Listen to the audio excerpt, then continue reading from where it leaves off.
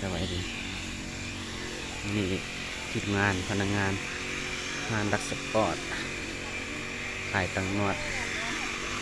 มายามโรงเรียนเอที่บ้านพักข่าว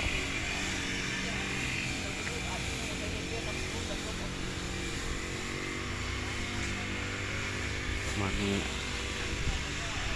เป็นเฮือนหลังไฟหลังมัน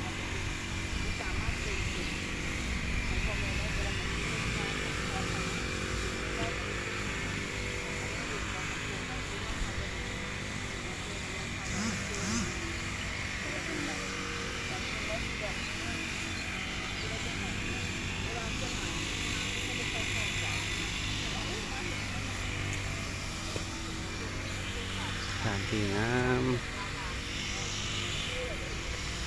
ธรรมศาสตร์นวด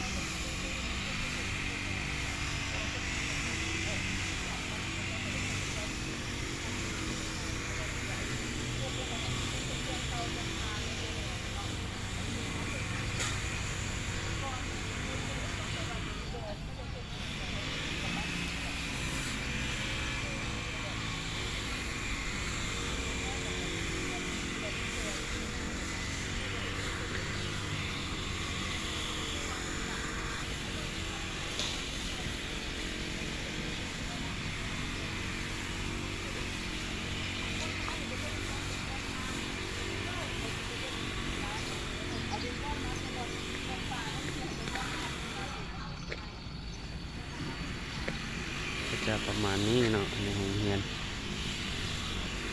จะเป็นเฮือนหลังของไฟของมันอยู่